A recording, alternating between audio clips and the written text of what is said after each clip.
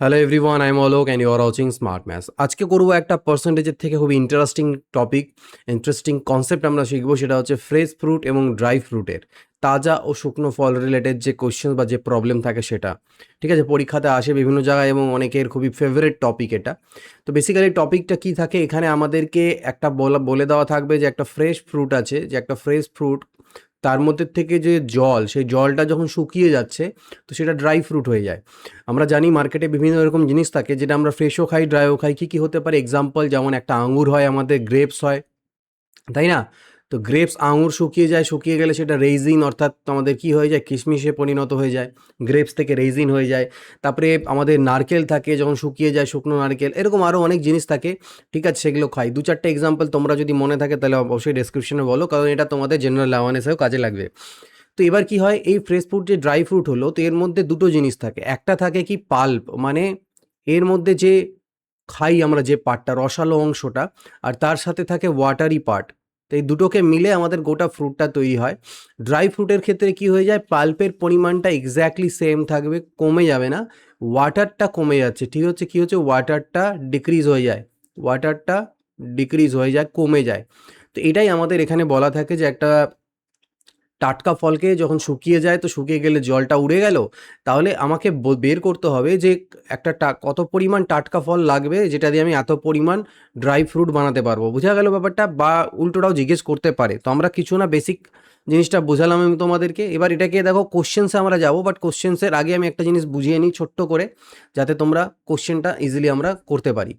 সেটা কি বলেছে দেখো, আমাদের যে ওয়ে অফ অ্যাপ্রোচ হবে এরকম করে। কীরকম, আমাদের প্রথমে লিখতে হবে, এই জায়গাটা আমি লিখবো স্যার পাল্প, মানে হচ্ছে গিয়ে যে রসালো অংশ যেটা আমরা খাই, আর হচ্ছে তার সাথে ওয়াটার পার্ট। ঠিক আছে, রেশিওর মাধ্যমে আমরা এটাকে করবো অ্যান্সার।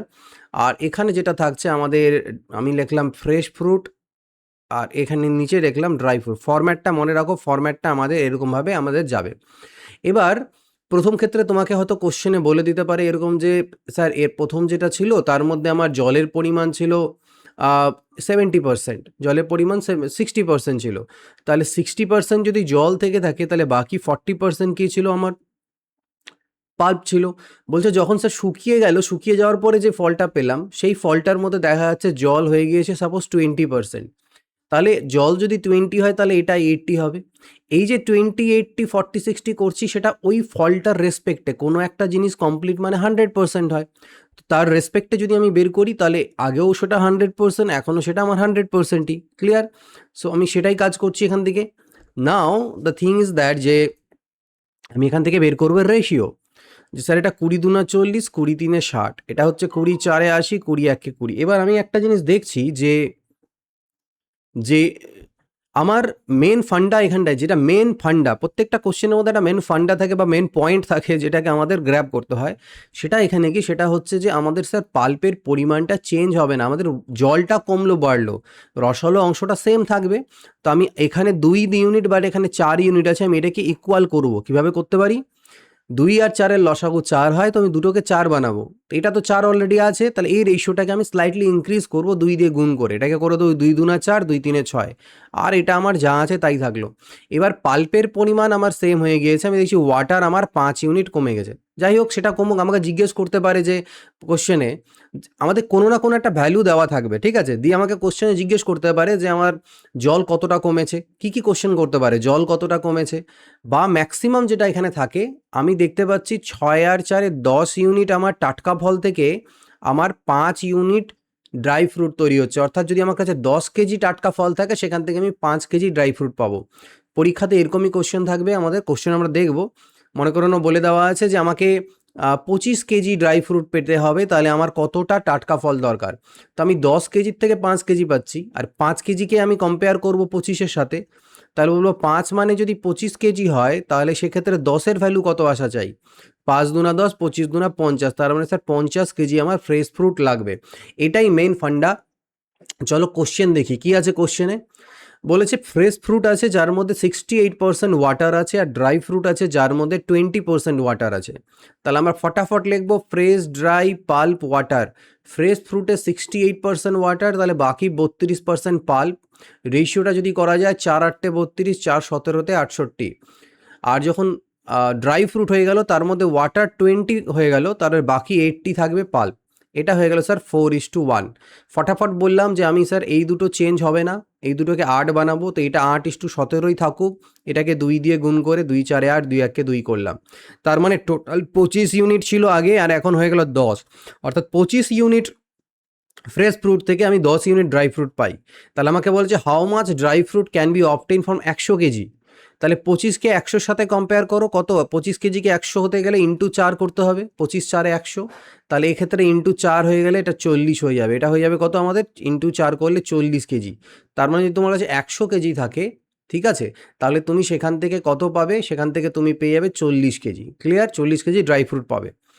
পরের একটা কোশ্চেনে আসছি, এটা হচ্ছে উল্টো রিভার্সে। বলছে ফ্রেশ গ্রেপের মধ্যে একই জিনিস পাল্প আর হচ্ছে কি ওয়াটার, ফ্রেশ ড্রাই। বলছে ফ্রেশ গ্রেপের মধ্যে, ফ্রেশ আঙুরের মধ্যে 80% ওয়াটার ছিল, তাহলে বাকি 20 ছিল পাল্প, অর্থাৎ 1:4 রেশিও। যখন এটা ড্রাই হয়ে গেল তখন এর মধ্যে ওয়াটার বাঁচল মাত্র 10, আর বাকি 90% হলো এটা। তার মানে রেশিওটা হয়ে গেল 9:1। আমার সেম ফান্ডা, পাল্প চেঞ্জ হবে না, তাহলে এটাকে 9 1 9 9 4 36 করি, আর এটা 9:1ই থাকুক। তার মানে দেখতে পাচ্ছি 45 ইউনিট, কত 45 ইউনিটের থেকে 10 ইউনিট পাওয়া যায় ড্রাই ফ্রুট। কোশ্চেনে দেওয়া আছে if the weight of dry grape 250 KG, তাহলে যখন এরা ফ্রেশ ছিল তখন ওজন কত ছিল। তাহলে আমি কি করব, আমি বলবো স্যার 10-এর মান হচ্ছে আমার 250 কেজি, তাহলে 45 যখন ছিল তখন তার মান কত ছিল, তো এইটা 25 5 125 হয়ে গেলো 12, 25 4 100, 112 1125 কেজি স্যার তখন তার ওজন ছিল। ঠিক আছে, তো এই হচ্ছে গিয়ে গল্প। আমরা একবার চেক করে নিই, কাটা গেল 25 5 125 12, 25 4 100, 112। ঠিক আছে, সো এত কেজি স্যার তখন তার ওজন ছিল। চলো আরেকটা দেখে নিই এখানটায়। তো এখানে বলেছে কি a fresh fruit contain 72% water and dry ফ্রুটের মধ্যে 20। তো আচ্ছা, এটা তোমাদের আমি হোমওয়ার্ক দিলাম, যাতে তোমরা, এটা হোমওয়ার্ক একই জিনিস আছে, তোমরা বলবে যে কত কেজি ড্রাই ফ্রুট পাওয়া যাবে 100 কেজি ফ্রেশ ফ্রুটের থেকে, একদম ডেসক্রিপশানে মানে ভিডিওর নিচে কমেন্ট বক্সে গিয়ে কমেন্ট করবে। যদি কমেন্ট না করো তাহলে ভাববো যে ভাই তুমি পড়াশোনা করছো না, ভিডিওগুলো সিরিয়াসলি দেখছো না। আর যদি কমেন্ট করো তাহলে বুঝতে পারবো যে না, তুমি যা বোঝালাম এতক্ষণ ধরে সেটা পুরোপুরি মাথায় সেট হয়ে গেল, এবং ইন ফিউচারে কোশ্চেন আসলে পরে মিস করবে না। এবং সাথে এটাও লিখবে স্যার ইয়েস, আমি পরবর্তীতে এই কোশ্চেনটার থেকে একদম ভুল করবোই না কোনো দিন। ঠিক আছে, সো জাস্ট এটার অ্যান্সার কমেন্ট করো। ঠিক আছে, আমি সবাইকে কমেন্টগুলো দেখবো। তো এটা একটা ছোট্ট টপিক ছিল, এখানে আর তেমন কিছু নেই, বুঝিয়ে দিলাম ছোট্ট একটা পয়েন্ট, বাট আলাদা টাইপ, তাই পরীক্ষাতে আসে। ভিডিওতে এইটুকুই, পরবর্তী ক্লাস আবার চলে আসবে। আমাদের ডেইলি 2টো করে ভিডিও আপলোড হচ্ছে, সোম থেকে শুক্রবার, সোমবার সকাল 7টায় অ্যারিথমেটিক সিরিজ, এবং রাত্রেবেলা 8টার সময় আমাদের অ্যাডভান্স। স্যাটারডে সানডে থাকছে তোমাদের এই গোটা সপ্তাহের রিভিশনের জন্য। তো গোটা সিরিজটাকে কমপ্লিটলি দেখো, প্রচণ্ড বেনিফিট পাবে। এই ভিডিওতে এইটুকুই, পরবর্তী ক্লাসে দেখা হবে। Goodbye, take care, and always keep practising.